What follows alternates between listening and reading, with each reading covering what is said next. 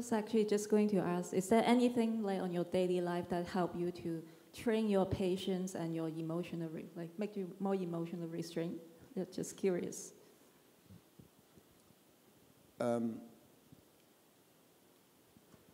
Investing is a challenging field because investing consists of dealing with the future, positioning our capital to have an optimal future, even though the future is not knowable.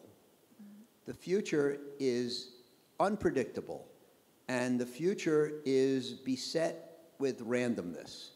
And has anybody here read the book Fooled by Randomness? A few heads are nodding, and I think it's an important book, and I think it's important to understand the nature of randomness, among other things, to understand how unpredictable the future is. And I think that it is important to acknowledge that. In the investing business, there are a lot of people who think they can predict the future. Perhaps more importantly, I believe, there are a lot of people who think it's their job to predict the future. And there are people who believe that if they say they can't predict the future, then they'll lose their job. You know, there are people who feel that if the client comes to you and they say, so what is the market going to do tomorrow?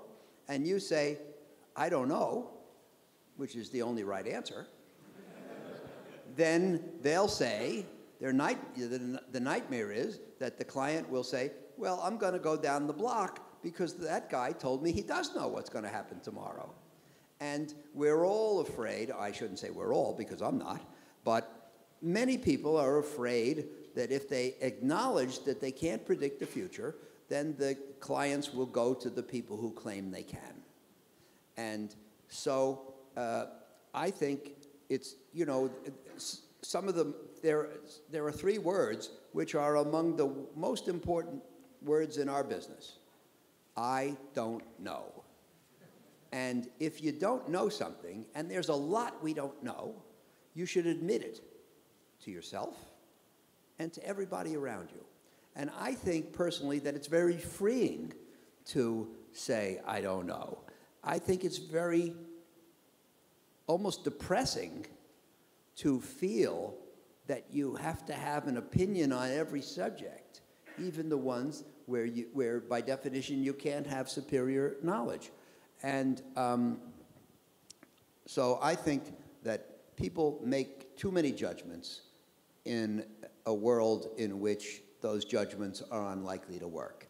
And I'll end on this question with a quote from Mark Twain, who was one of America's great humorists. And Mark Twain said, very importantly, for everybody in the investment business, it's not what you don't know that gets you into trouble.